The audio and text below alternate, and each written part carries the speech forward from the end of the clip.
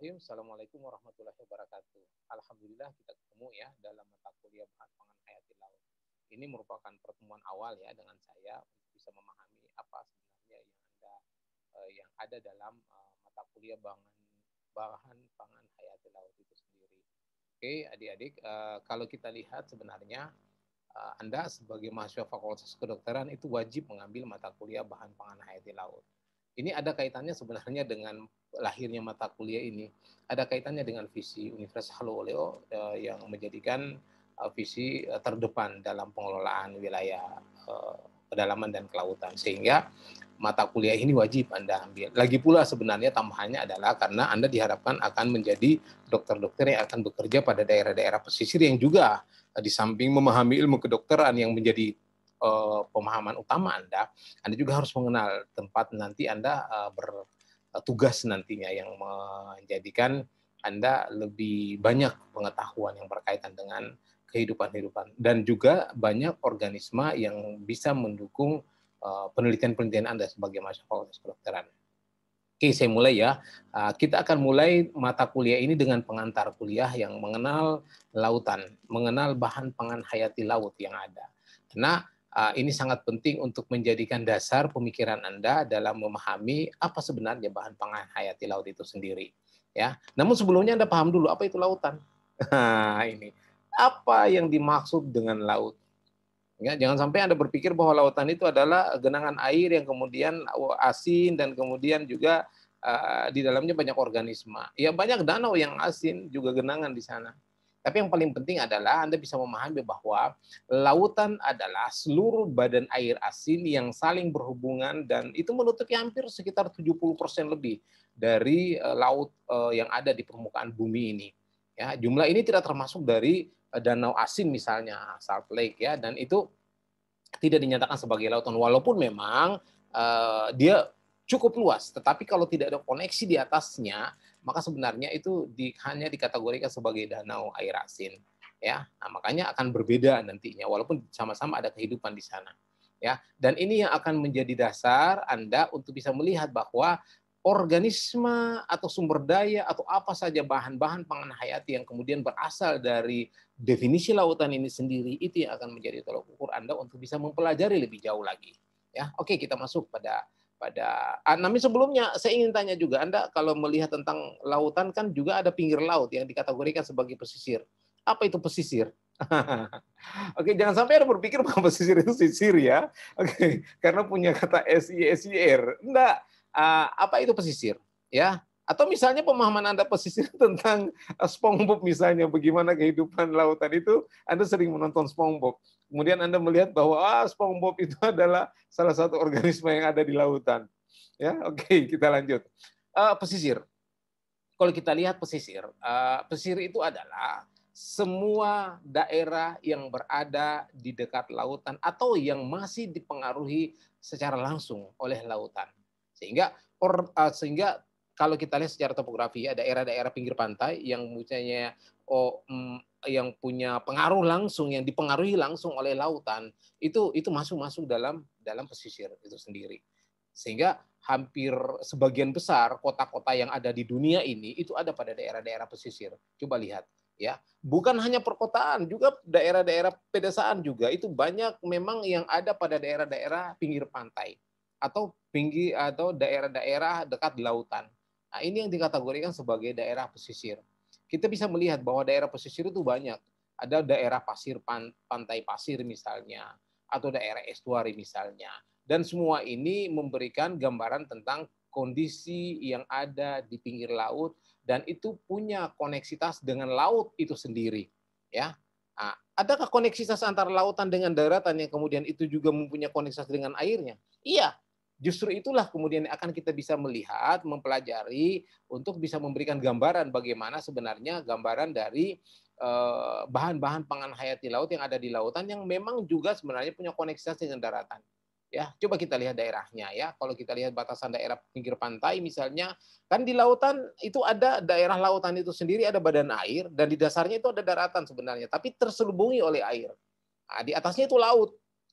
Kemudian kalau misalnya dia ada di daerah dekat pantai dan itu juga bercampur ada sumber-sumber air tawar yang masuk di dalamnya, maka dia dikategorikan sebagai daerah estuari. Namun kita akan banyak belajar tentang lautan, bukan pada daerah estuari. Karena di atas daerah estuari itu kalau kita lihat itu adalah daerah yang sungai yang mempunyai air tawar. Oke. Nah, ini yang saya maksud dengan badan air yang kalau kita ambil segitiga dimensi segitiga yang ada ya, segitiga dimensi yang ada, itu badan air ya, kemudian ada di atasnya itu daerah-daerah pelagik, daerah yang kemudian menjadi tempat hidup bagi berbagai macam organisme pelagik misalnya. Tapi secara vertikal kalau kita lihat ya, daerah-daerah ini dibagi ya, ada daerah-daerah yang memang di bagian dasar itu merupakan daerah-daerah bentik. Daerah bentik adalah daerah dasar perairan, di atasnya itu lautan atau badan air itu sendiri. Sementara kalau badan air sendiri kan ada daerah dasar ya, kemudian ada daerah-daerah permukaan atau daerah pelagik. Ya, kalau kita bagi secara horizontal ada daerah neritik dan daerah oseanik. Tapi kalau di pinggir pantai itu sendiri ada yang disebut dengan daerah intertidal. Ya, daerah intertidal itu kan daerah yang ketika pasang tergenang oleh air dan ketika surut dia terekspos ya, tidak direndam oleh air.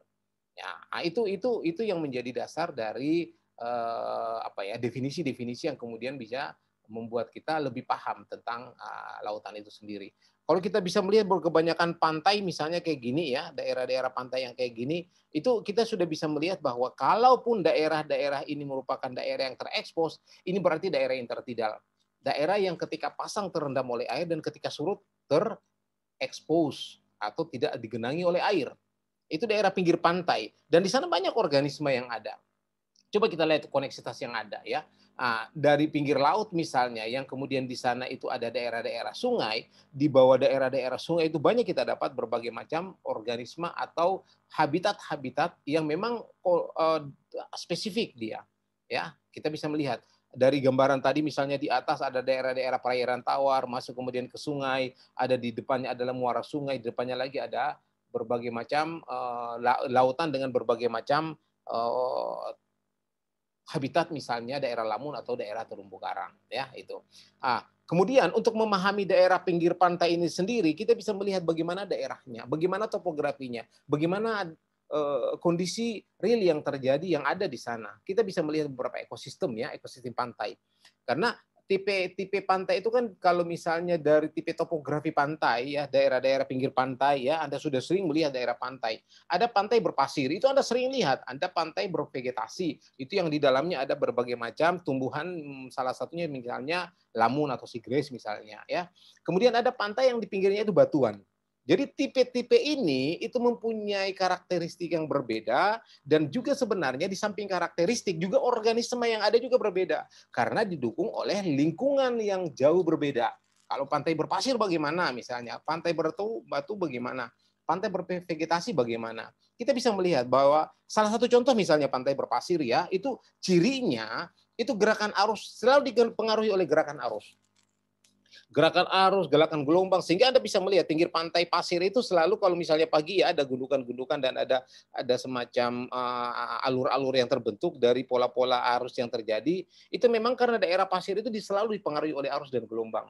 Dan kemudian pada daerah pasir itu selalu ada proses erosi. Dan yang berikutnya adalah di sana ada perubahan penambahan permukaan dari pasir oleh angin misalnya. Atau misalnya ada pembasuhan di permukaannya oleh hempasan dari air laut itu sendiri. Dan yang paling penting adalah juga ada pengendapan, peningkatan endapan garam di sana. Kalau tidak percaya coba deh jilat pasir yang ada di pinggir lautan itu pasti asin lah. Ya itu.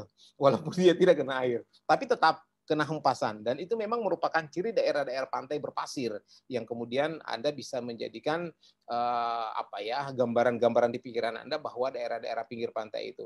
Nanti kita bahas sebentar bagaimana organisme yang ada. Yang jelas bahwa Anda pahami dulu daerahnya, kemudian kita masuk pada organismenya. Ya, ini. Ini contoh daerah berpasir. Ya, Anda mengenal tentu daerah-daerah ini. Anda sering tamasya di pinggir pantai, melihat daerah-daerah pinggir pantai yang kemudian itu banyak pasir. Ya, ini adalah daerah yang kemudian pantai berpasir yang tapi ingat bahwa daerah ini bukan berarti tidak ada organisme, ini banyak organisme. Pada saat malam, pada saat tidak ada orang-orang yang ada di sana, kepiting banyak organisme yang lainnya yang kemudian ada hidup di sana. Tapi nanti kita akan pelajari berikutnya. Yang kita mau lihat adalah bagaimana dulu tipe dari setiap topografi yang ada untuk pinggir pantai itu sendiri. Kita lanjut. Bagaimana sebenarnya yang berkaitan dengan pantai Batuan itu yang kayak gimana cirinya? Ya, sebenarnya pantai Batuan Anda paham lah ya, pantai ketika misalnya jalan-jalan di pinggir pantai, Anda bisa melihat bahwa daerah Batuan itu yang kayak gimana. Itu salah satunya misalnya daerah Batuan itu tingginya hempasan gelombang. Itu pasti dipengaruhi oleh tingginya hempasan gelombang. Kemudian di sana ada proses erosi yang terjadi ya. Kemudian di sana juga ada kecilnya ruang tumbuh bagi organisme karena apa? Ada beberapa daerah-daerah yang kemudian terlindungi hanya lubang-lubang dan di situ adalah daerah yang cocok untuk organisme bisa hidup dengan baik sehingga kalau daerah yang terekspos dengan cahaya suhunya panas itu jarang kita dapatkan organisme yang bisa bertahan di sana. Memang ada beberapa gastropod yang kemudian ada atau misalnya beberapa hiton misalnya atau beberapa bivalvi yang melekat yang bisa beradaptasi, tapi umumnya warnanya pasti warnanya agak gelap karena dia adaptasi dia terhadap pola penyerapan cahaya itu sendiri. Ya, kemudian yang berikutnya adalah pembasuhan permukaan pasir ya oleh hempasan angin itu sendiri. Ya, itu. Kemudian yang berikutnya itu ada kekeringan di sana. Ya, kalau daerah-daerah Batuan itu kan pasti banyak yang kering ya, kemudian apalagi misalnya panas matahari misalnya. Ini adalah ciri spesifik dari daerah-daerah vegetasinya yang atau topografinya adalah batuan. Yang berikutnya yang bervegetasi. Biasanya bervegetasi itu ditumbuhi dengan berbagai macam tumbuhan. Ada seagrass misalnya, atau ada alga misalnya. Sehingga cirinya adalah tingginya endapan substrat di sana. Ada pola pengendapan dari substrat-substrat yang kemudian itu mengendap di bawah karena tertahan oleh arusnya itu tertahan oleh vegetasi yang ada. Kemudian dia lebih stabil, dia punya baik sedimen maupun kondisi dari salinity yang ada di sana. Kemudian yang paling penting adalah banyak organisme yang hidup di sana dan ada interaksi yang tinggi di antara tiap organisme. Walaupun kita sadari bahwa daerah-daerah berbatu, daerah berpasir juga banyak organisme, namun kalau kita lihat dari nilai biomas yang ada untuk tiap daerah ini, daerah yang tinggi nilai produktivitas primer dan biomas organismenya itu adalah daerah bervegetasi karena memang vegetasi adalah tumbuhan yang kemudian di sana ada organisme-organisme yang hidup di antaranya di sana ya. Kita lihat bagaimana daerah Batuan ini kalau Anda pinggir jalan-jalan di pinggir pantai ya, daerah-daerah ini adalah daerah pinggir pantai yang ada didominasi oleh batuan. Anda sering lihatlah ya daerah-daerah batuan yang kemudian ini menjadi gambaran bahwa oh beginilah daerah-daerah pinggir pantai yang batuan. Atau misalnya Anda bisa melihat ini pada daerah-daerah subtropik batuannya kayak gini ya. Walaupun memang Anda bisa melihat bahwa setelah daerah batuan di bawahnya adalah daerah vegetasi yang banyak sekali kita dapat organisme. Ya, itu. Ini adalah daerah-daerah batuan yang organismenya itu khas, spesifik. Kenapa saya bilang khas spesifik? Karena beberapa daerah-daerah batuan itu organisme-organismenya adalah organisme yang memang betul-betul bertahan dengan kondisi suhu yang lumayan agak tinggi misalnya atau kondisi-kondisi lain yang memungkinkan organisme itu bisa beradaptasi dengan baik di sana ya itu. Oke, kemudian bagaimana dengan kondisi dua daerah-daerah muara sungai dan estuari misalnya ya? Nah, itu kondisinya kayak gini ya. Nah, ini gambaran dengan pinggir pantai yang kemudian tadi kita sudah jelaskan koneksitasnya antara daratan dengan lautan, tapi kemudian ternyata di pinggir laut itu banyak kita dapatkan daerah-daerah estuari yang di sana ada sumber air tawar yang organismenya juga spesifik, banyak kehidupan organisme yang saling mendukung di sana, rantai makanan juga khas spesifik, organismenya spesiesnya juga spesifik di sana. Sehingga Anda bisa melihat bahwa daerah-daerah pinggir pantai yang daerah estuari yang juga bisa saja daerah estuari itu daerah-daerah pinggir pasir. Tapi kemudian kebanyakan kita dapat bahwa daerah-daerah estuari itu adalah daerah yang berlumpur misalnya ya. Coba kita lihat ya beberapa contoh ekosistem lautan ya. Kalau kita lihat dalam ekosistem lautan tadi daerah-daerahnya ya, kemudian kita mencoba melihat ekosistem. Ekosistem lautan itu kan ada daerah dasar. Tadi sudah jelaskan daerah bentik misalnya. Pada daerah-daerah digenangi air, daerah dasar yang kemudian itu keras, kemudian ada substrat yang di atasnya, itulah daerah-daerah dasar permukaan yang kemudian koneksitasnya dengan badan air itu sendiri. Yang berikutnya adalah daerah estuari. Atau kemudian yang berikutnya adalah daerah permukaan perairan yang saya jelaskan tadi. Daerah-daerah yang ada epipelagik misalnya di atasnya ya. Kemudian ada daerah padang lamun, ada terumbu karang dan ada laut dalam. Di sini juga sebenarnya estuari itu salah satunya juga adalah mangrove misalnya. Jadi ini adalah ekosistem yang ada pada pinggir laut. Kalau tadi adalah daerah topografi lautan, yang ini adalah ekosistem. Ekosistem itu kan adalah kumpulan dari beberapa populasi yang hidup dalam satu lingkungan dan kemudian itu saling berinteraksi untuk membentuk kehidupan spesifik yang ada pada pinggir pantai dan itu membentuk satu ekosistem lautan itu sendiri. Ya, satu contoh misalnya kita bisa melihat ada ekosistem yang kemudian itu spesifikasi. Ada misalnya terumbu karang, ada lamun, ada mangrove misalnya. Ya, ini contohnya. Ya, ada terumbu karang, mangrove dan lamun misalnya. Ah, ekosistem inilah kemudian ada pada beberapa daerah-daerah yang akan kita pelajari di bahan pangan hayati laut ini sendiri. Karena rata-rata organisme yang menjadi sumber bahan pangan hayati laut itu hidup pada daerah ketiga ekosistem ini. Hidup pada daerah terumbu karang, hidup pada daerah mangrove, dan hidup pada daerah lamun.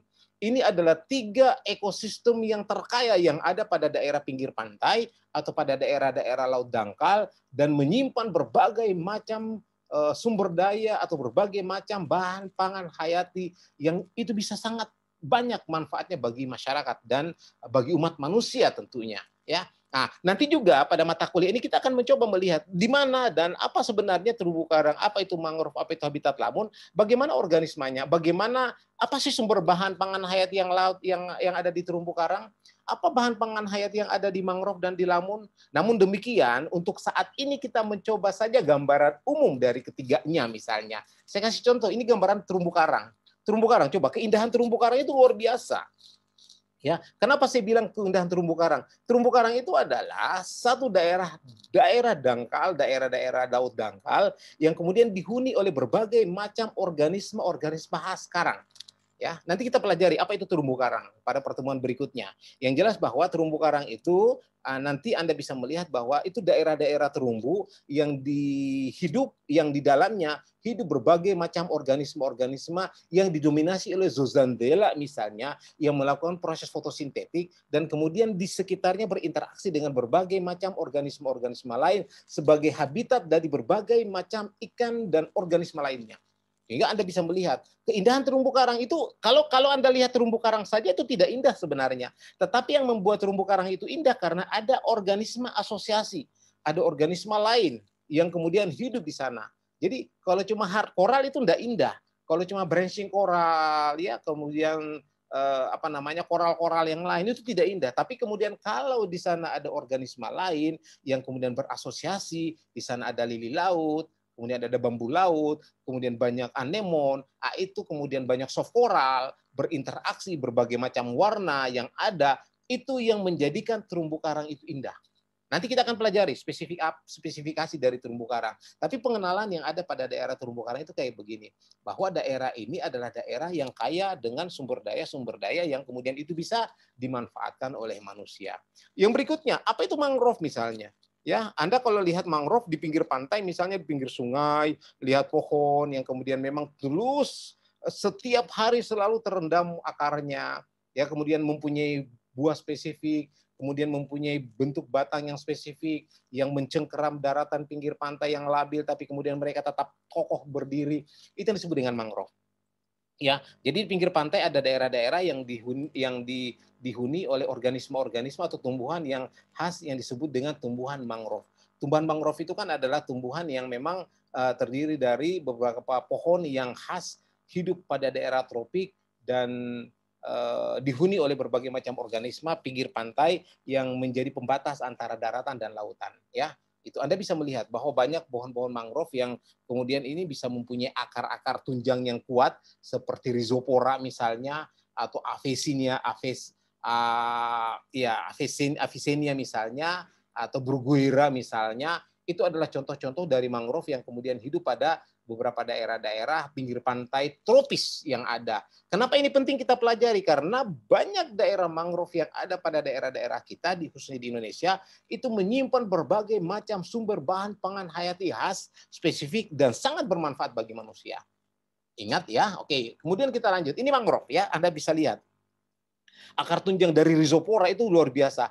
Akar ini di samping bermanfaat bagi si pohon untuk menunjang dia pada kehidupan yang di substrat yang labil, juga sebagai tempat hidup bagi berbagai macam organisme yang ada di pinggir pantai. Khususnya kepiting misalnya, beberapa ikan-ikan kecil misalnya, udang misalnya, atau beberapa organisme-organisme lainnya. Yang kemudian ini menjadikan daerah pembesaran daerah mencari makan, dan sekaligus daerah reproduksi misalnya. Banyak sekali. Dan khas dia pada daerah-daerah tropik yang kemudian di sana ada sumber air tawar, dan kemudian di sana ada pohon-pohon yang bisa bertahan hidup dengan pola-pola gelombang yang ada atau pola-pola erosi yang ada. Tapi kemudian salah satu fungsinya juga adalah menahan pantai untuk tetap stay, untuk kemudian menghambat pola erosi yang ada. Anda bisa melihatlah. Nanti kita ini di mata kuliah ini juga akan kita pelajari apa itu mangrove, bagaimana modelnya, bagaimana polanya, dan bagaimana dia untuk bisa menghasilkan atau bisa organisme-organisme apa saja yang bisa kita lihat dalam mangrove itu sendiri. Yang berikutnya lamun, ya. Orang bilang lamun itu adalah seagrass. Ingat, seagrass dan bukan seaweed, ya. Kalau seaweed alga, tapi kalau seagrass itu lamun. Lamun itu adalah tumbuhan tingkat tinggi yang mempunyai akar, batang, daun sejati yang mampu bertahan hidup dan melakukan proses kehidupannya di dalam air.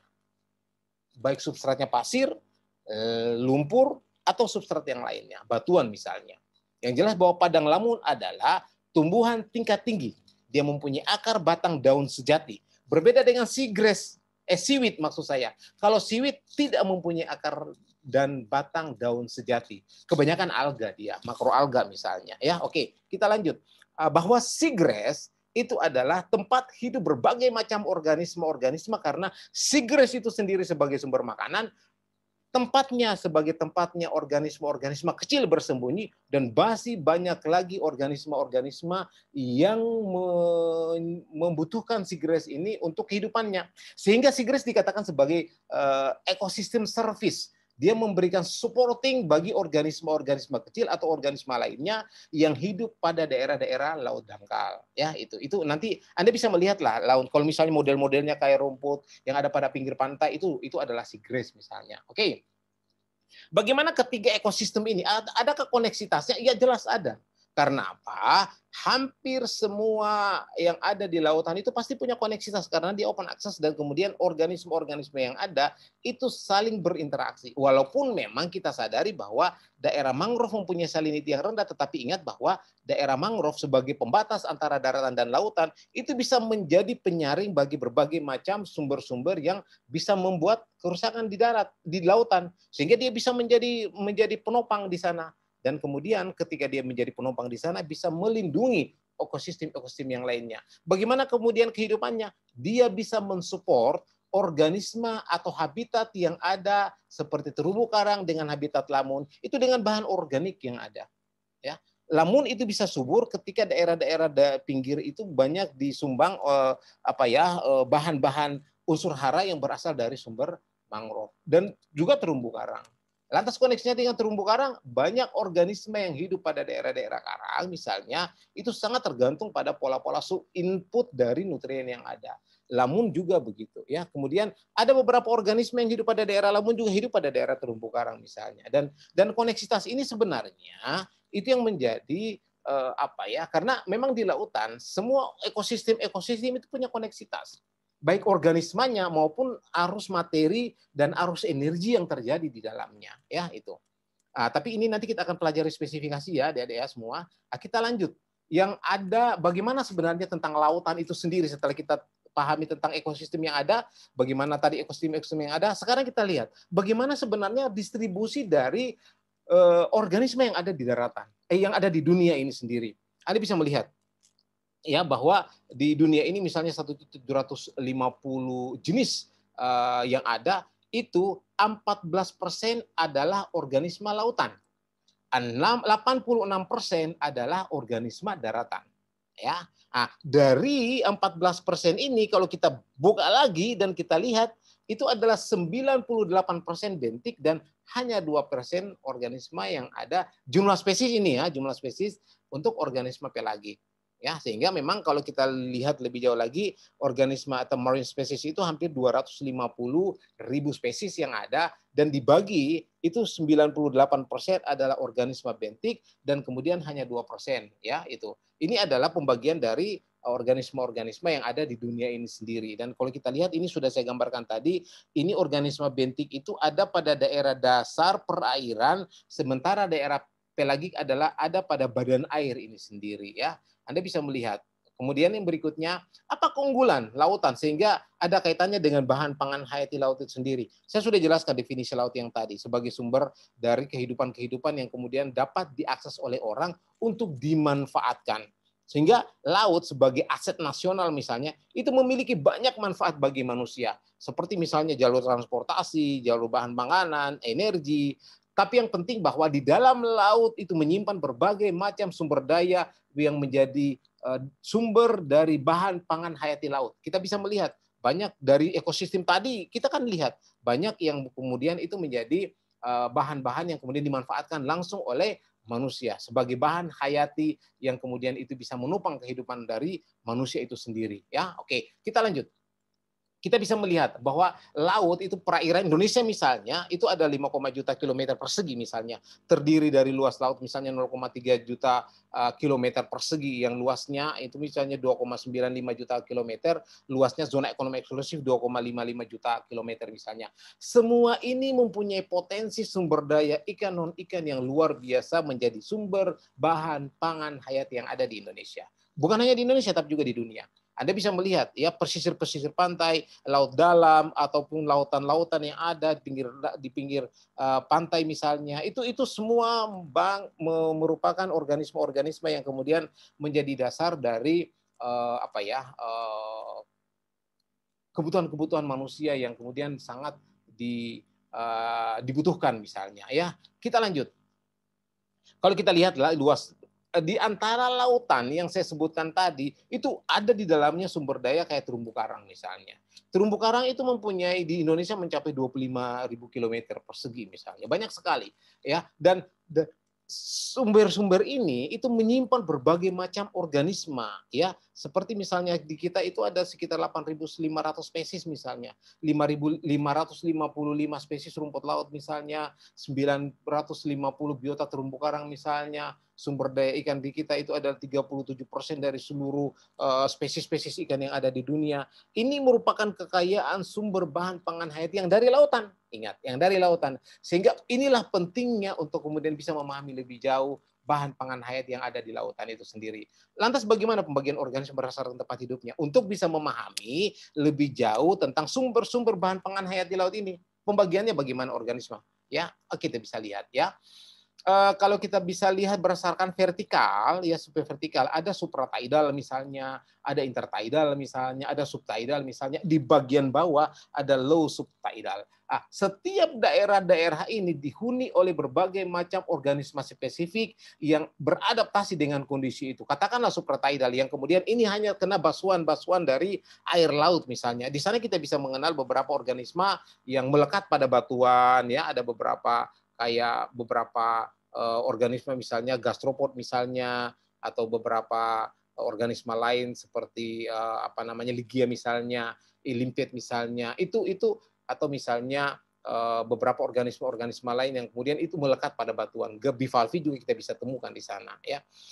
Kemudian ada daerah intertidal, daerah yang ketika pasang tertutup oleh air atau terendam oleh air dan ketika surut dia terekspos. Daerah ini itu akan lebih banyak organisme ketimbang daerah supratidal tadi karena dia masih ada genangan air walaupun hanya pada saat pasang, sehingga organisme yang ada di sini itu juga cukup lumayan lebih banyak dibanding dengan daerah subtidal dan lebih bervariasi, biodiversitasnya sedikit lebih tinggi ketimbang daerah-daerah supratidal.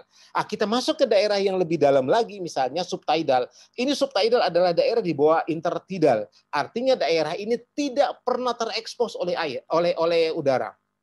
Ya, maksud saya kondisi pasang dan kondisi surut pun itu dia tetap terendam oleh air, sehingga dia dihuni oleh berbagai macam organisme yang lebih banyak lagi dengan daerah intertidal. Ya, dengan daerah intertidal. Daerah ini organismenya itu jauh lebih banyak, biodiversitasnya jauh lebih tinggi. Ada alga di sana, ada bivalvi di sana, ada gastropod di sana, ada krustase di sana. Itu banyak sekali kehidupan daerah subtidal. Karena memang daerah subtidal itu menjamin ketersediaan lingkungan itu berada pada daerah-daerah yang kemudian stabil, sedikit lebih stabil, dan kemudian di sana sumber-sumber makanan dari alga, dari fitoplankton, dari mana saja itu tersedia dengan baik, sehingga organisme, baik itu organisme yang suspension feeder, deposit feeder, maupun yang yang mengambil makanan memakan apa saja yang ada di sana, itu tersedia di sana ya. Kemudian di bagian bawah itu low subtidal. Low subtidal ini malah kalau dibilang ini lebih banyak organisme lagi. Kenapa? Karena daerah ini adalah daerah yang paling banyak dihuni oleh tumbuhan yang menjadi sumber makanan. Di samping itu juga dihuni oleh berbagai macam hewan yang menjadikan tumbuhan sebagai tempat hidup mereka, menjadikan tumbuhan sebagai sumber bahan makanan, sekaligus melakukan tumbuhan sebagai tempat reproduksi mereka. Sehingga kalau kita lihat daerah low subtidal ini banyak organisme. Penyebab yang lain juga karena pada daerah low subtidal ini lebih stabil. Suhu tidak terlalu berfluktuasi. Salinity tidak terlalu berfluktuasi. Berbeda dengan subtidal tadi. Misalnya kalau ketika panas terik misalnya, itu suhu lumayan tinggi. Salinity lumayan tinggi. Tapi kemudian tiba-tiba hujan, itu drop, turun salinity-nya. Turun lagi suhunya. Berbeda dengan daerah low subtidal. Low subtidal ini dia lebih cenderung untuk lebih stabil. Walaupun di atas mau hujan, mau panas, tapi dia cenderung lebih stabil. Sehingga inilah yang menyebabkan organisme atau sumber-sumber bahan pangan hayati itu lebih banyak kita dapatkan pada daerah low subtidal. Ya, oke, bisa dipahami ya. Oke, kita lanjut. Yang berikutnya adalah kalau kita lihat pada daerah pesisir pantai yang saya bilang tadi, yang saya gambarkan tadi, itu sebenarnya di bawah banyak organisme. Ada yang infauna. Infauna itu adalah organisme yang ada pada daerah dasar yang kemudian itu menggali lubang dan mencari makanan atau merendamkan diri untuk menghindari predator. Ya, itu. Ada kita temukan beberapa udang misalnya, ada misalnya beberapa krustase misalnya, ada beberapa bivalve yang membuat membenamkan dirinya di pasir misalnya. Di atasnya itu banyak kita dapat krustase, banyak kita dapat serangga-serangga juga, ada beberapa bivalve, ada beberapa kepiting. Misalnya kalau ketika misalnya pinggir pantainya itu kemudian terendam oleh air, kita beberapa dapatkan kepiting, kemudian ada ikan-ikan misalnya. Ini adalah gambaran dari dari organisme yang ada pada daerah pasir misalnya. Lantas bagaimana dengan daerah intertidal? Beberapa daerah intertidal dihuni oleh organisme spesifik. Ya, organisme apa saja yang ada pada daerah-daerah intertidal? Anda bisa melihat ada gastropod, ya, ada bivalve, ada nudibranch, ada sea urchin misalnya. Di sana juga ada alga. Malah ada di sana juga daerah-daerah intertidal ini seagrass misalnya. Ya, ada ikan-ikan juga. Lantas apakah ikan bisa hidup? Iya, karena ketika terjadi kan walaupun pasang misalnya terendam oleh air itu juga daerah intertidal, walaupun memang ketika surut dia terekspos. Tapi daerah ini merupakan daerah intertidal yang juga sesekali didatangi oleh berbagai macam organisme khususnya ikan.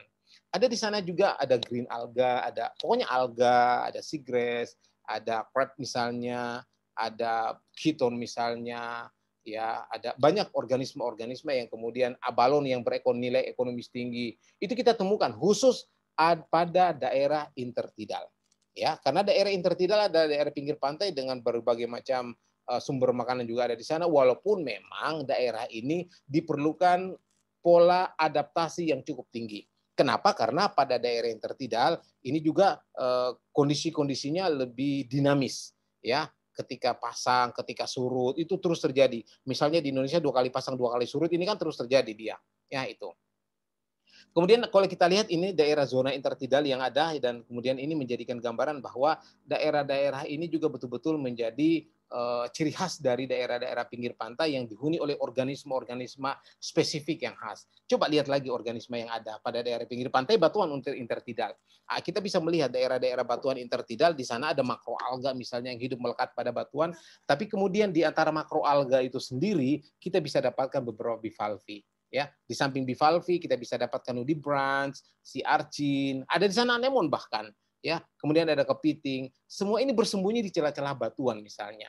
Dan ini merupakan informasi yang kemudian ada bernakel misalnya. Dan ini hidup sangat banyak pada daerah-daerah pinggir pantai yang kemudian terbasuh oleh air misalnya pada saat mulai pasang ya karena ini adalah gambaran organisme-organisme yang kemudian menjadi membuka pemahaman kita bahwa organisme-organisme yang ada pada daerah-daerah ini luar biasa ya. Oke, kita bisa lihat lagi yang berikutnya ini ya beberapa kita misalnya yang ada yang kemudian ini menjadi penciri dari beberapa daerah intertidal atau daerah-daerah supratidal misalnya.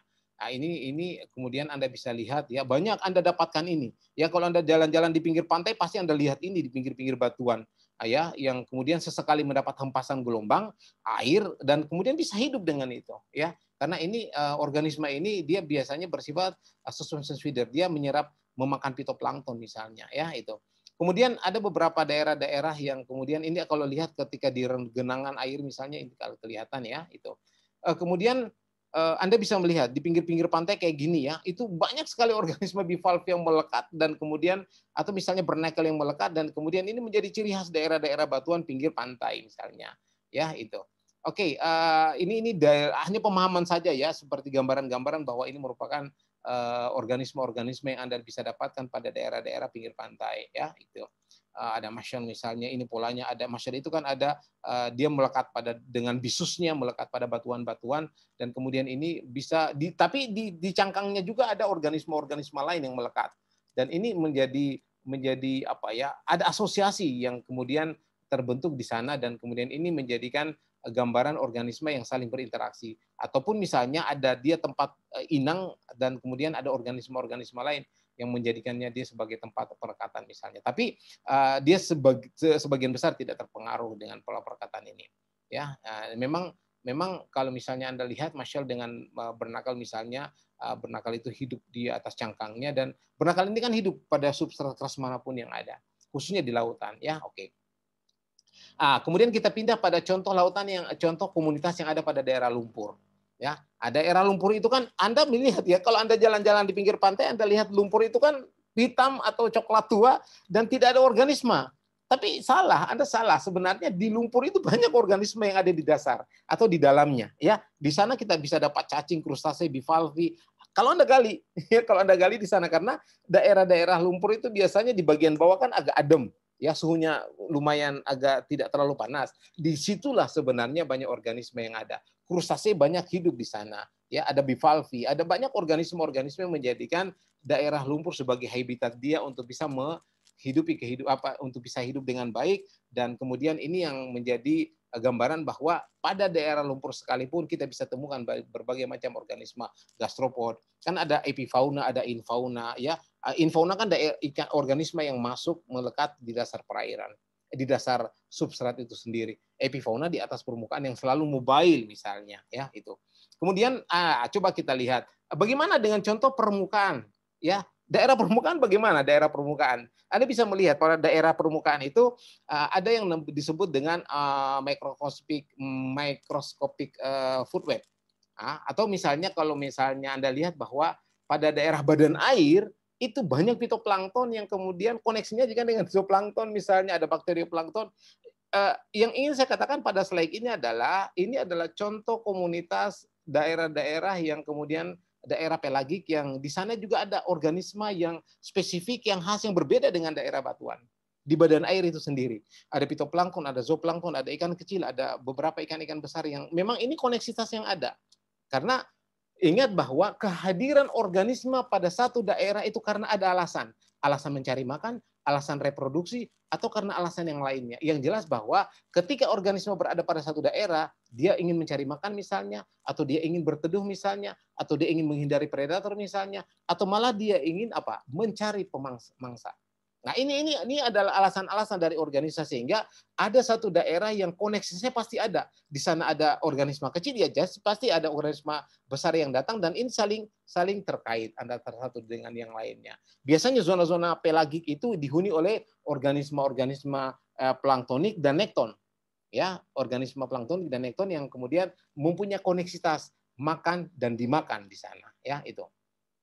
Salah satu contoh lagi untuk daerah komunitas lamun ini ya, saya coba buat di sigres misalnya. Sigres itu di daunnya jangan kira bahwa daun sigres itu cuma daun tok, tidak. Di atasnya banyak epifit. Apa sih epifit? Epifit itu Anda kalau lihat di daunnya itu kebanyakan adalah organisme yang melekat pada organisme yang lain. Itu disebut dengan epifit.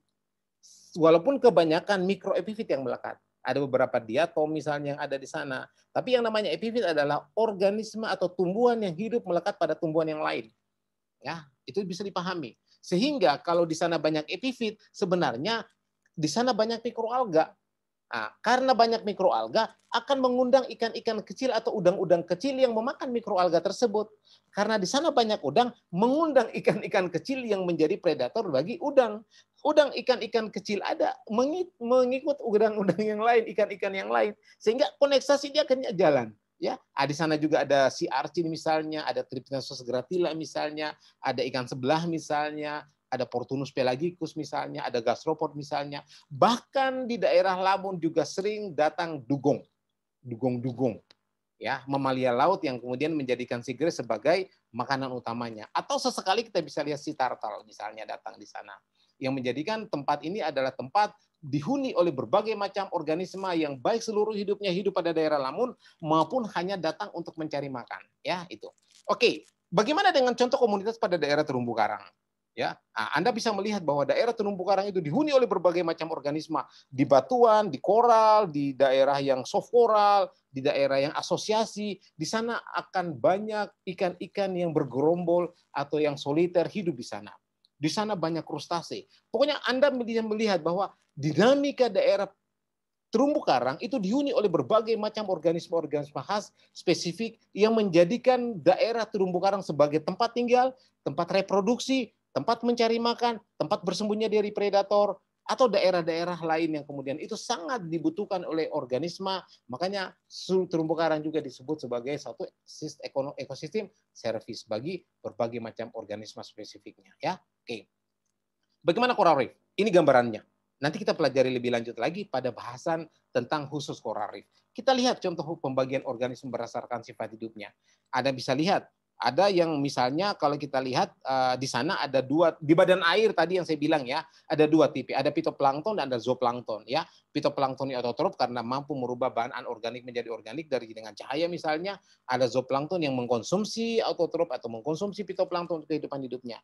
Jadi ini gambaran di badan air itu sendiri ada dua, ada pitoplankton, ada zooplankton, juga ada nekton sebenarnya. Tapi kita bisa melihat lebih spesifik. Bagaimana gambarannya ini? Kalau Anda lihat di Microsoft kayak gini, plankton, ya. Ini adalah organisme renik yang hidup pada badan air. Nah, tapi di samping mereka juga ada organisme lain seperti nekton. Anda bisa melihat nekton itu ada ikan, ada moluska seperti cumi, ada mamalia laut, banyak organisme-organisme yang nekton adalah organisme yang mampu bergerak sendiri, tidak terpengaruh oleh arus. Contohnya ini. Ya, ini adalah organisme contoh-contoh dari nekton misalnya. Nekton itu ada yang daerah epipelagik, di permukaan mereka hidup, ya, ada daerah-daerah zona yang di permukaan hidup. Dan kemudian juga ada bagian-bagian dasar permukaan, ya. Oke. Anda bisa melihat, yang berikutnya berdasarkan pembagian hidupnya ada organisme bentik yang disebut dengan bentos. Organisme yang mobile atau yang sesil atau yang infauna atau yang epifauna yang hidup di permukaan dasar perairan itu, yang di atas permukaan dasar perairan. Ya, kita akan dapatkan bivalvi ada, kepiting ada, teripang ada, banyak sekali organisme yang hidup pada daerah sana. Ini contohnya. Saya ingin hanya memberikan gambaran bagi Anda bahwa ini adalah berbagai macam contoh dari hewan-hewan bentik yang kemudian menjadi pembelajaran bagi kita bahwa banyak sekali sumber bahan pangan hayati yang ada di sana. Ya, satu contoh organisme yang khas spesifik misalnya, ada sebenarnya kalau Anda lihat, ada organisme itu tidak sepenuhnya hidup di badan air. Ada separuh hidupnya itu dia bentik, dia melekat pada substrat. Contohnya misalnya cumi. Cumi itu ada satu sifat hidupnya, dia telurnya itu melekat pada batuan itu, ya. Itu. Kemudian nanti ada fase siklus hidup sendiri yang kemudian menjadikan kehidupannya itu sangat bervariasi pada daerah. Bagaimana dengan lingkungan organisme berdasarkan kedalamannya? Ini bahan yang kajian terakhir ya, lingkungan hidup organisme berdasarkan kedalaman. Kita bisa melihat ya, kalau berdasarkan kedalamannya kan kita bisa melihat daerah-daerah yang epipelagik, daerah dengan penuh cahaya. Kalau daerah penuh cahaya itu kan daerah yang proses fotosintetik tinggi, fitoplankton ada, makroalga ada, banyak tumbuh-tumbuhan yang hidup ada di sana. Di sini banyak supporting organisme yang kemudian juga organisme-organisme zooplankton hidup dan kemudian diikuti dengan organisme-organisme yang lain. Kemudian ada yang disebut dengan twilight, daerah bayang-bayang di kedalaman di bawah 500 meter misalnya. Ini secara vertikal. Ya, kita abaikan dulu daerah intertidal tadi yang kemudian di sana banyak sekali organisme. Kemudian kita bisa mengenal daerah-daerah badan air tadi itu berdasarkan kedalamannya itu terbagi atas beberapa zona, tapi umumnya 3 zona berbeda. Ada daerah cerah, ya, daerah yang banyak cahaya, kemudian ada daerah bayang-bayang di kedalaman di bawah 500 dan ada daerah gelap. Daerah gelap ini membuat organisme berusaha menyesuaikan diri dengan kondisi gelap dan biasanya organisme mempunyai bioluminescence. Bioluminescence itu adalah cahaya yang dibuat sendiri dengan asosiasi atau dengan kerjasama dengan bakteri atau bahan lain yang kemudian itu bisa menghasilkan cahaya. Baik cahaya itu untuk mengumpan mangsa ataupun untuk tujuan-tujuan yang lain, ya itu. Kemudian kalau kita bisa lihat lagi, ini contohnya gambaran saja ya untuk bisa mengenal bagaimana kehidupan organisme dan bahan-bahan pangan hayati yang ada pada daerah-daerah pinggir pantai itu sendiri. Kita bisa melihat pada beberapa daerah-daerah bentik laut dalam ya, ada kayak gambaran kayak ini. Si arsin yang kemudian hidup pada daerah-daerah laut dalam. Ini juga adalah gambaran organisme yang hidup pada daerah-daerah batuan yang kemudian itu memang betul-betul sangat-sangat khas spesifik pada daerah-daerah yang ada pada daerah-daerah terumbu karang misalnya. Di terumbu karang itu banyak beberapa hidup misalnya daerah-daerah yang Christmas tree worm misalnya, ya ada. Kemudian ada yang ada bintang, ada si kakamber misalnya, ada banyak organisme spesifik pada daerah absal, pada daerah-daerah yang sedikit lebih dalam misalnya. Kalau daerah yang lebih dalam lagi, daerah hadal, ya itu organisme seperti yang saya bilang tadi, itu spesifik dia. Dia bisa menghasilkan semacam cahaya misalnya bioluminescence, atau misalnya bentuknya memang sangat unik karena dia ada pada kedalaman tertentu yang memang ini jarang kalau kita lihat memang kondisinya berbeda. Tingkat kalau kita bisa lihat tekanannya tinggi, kemudian memang ini khas. Ini cuma pengenalan bagi Anda bahwa di laut itu bukan hanya yang indah-indah yang Anda lihat tadi. Ada juga yang seram-seram pada daerah-daerah yang lebih dalam. Ya, Anda bisa melihat misalnya beberapa contoh organisme laut dalam yang kemudian itu bisa menghasilkan cahaya sendiri misalnya. Ini bentuknya aneh-aneh ya, ada moluska, ada ikan-ikan, ada hidrozoa yang mengeluarkan cahaya sendiri yang kemudian itu khas dia spesifik. Ini gambaran saja bagi Anda tentang organisme-organisme yang hidup pada daerah-daerah laut dalam ya itu. Kemudian ini contoh-contoh lain yang hidup pada daerah laut dalam memang karena kita bisa melihat bahwa gambaran-gambaran organisme yang ada pada laut dalam itu sangat. Kenapa banyak kita ulas ini sekarang untuk memberi gambaran informasi saja? Karena tidak ada bahasan khusus yang akan membahas tentang laut dalam. Ini cuma pemahaman Anda supaya Anda bisa mengerti bahwa sangat berbeda antara organisme-organisme sumber bahan pangan hayati yang ada pada daerah-daerah cahaya yang ada, kemudian pada daerah epipelagik yang kemudian banyak kita temukan ekosistem, dengan daerah dark atau daerah-daerah gelap yang kemudian di sana tidak ada sumber cahaya, tapi kemudian banyak organisme-organisme juga yang khas hidup di sana karena memang setiap tempat yang ada di dunia ini, insya Allah di sana pasti ada organisme yang hidup. Dan memang organisme yang hidup pada daerah-daerah ini punya kekuatan sendiri, punya bentuk sendiri, modelnya sendiri. Dengan mereka ini terbentuk karena pola adaptasi yang dibentuk untuk bisa bertahan hidup dengan kondisi yang ekstrim misalnya. Ya ini. Kemudian ini di dasar laut dalam sekalipun itu ada lili laut misalnya, dan ini bentuknya berbeda dengan daerah-daerah permukaan ya ini. Saya kira itu yang bisa saya sampaikan dan saya berharap bahwa Anda bisa paham bagaimana tentang kehidupan atau bagaimana tentang pengenalan sumber bahan pangan hayati yang menjadi dasar, yang menjadi bahan untuk Anda lebih paham tentang organisme laut dan peranannya bagi manusia. Saya kira itu yang bisa saya sampaikan ya. Mudah-mudahan ini bisa bernilai pahala bagi kita semua dan Anda bisa memberikan informasi lebih bagi Anda untuk memahami lebih jauh apa yang dimaksud dengan daerah-daerah pantai, bagaimana lautnya, bagaimana keadaan organismenya, dan yang paling penting yang Anda pahami adalah bahan pangan hayati yang berasal dari lautan itu sangat banyak, bersumber dari banyak ekosistem dan sangat bermanfaat bagi kehidupan manusia. Saya sudahi, wabillahi taufiq wal hidayah. Wassalamualaikum warahmatullahi wabarakatuh.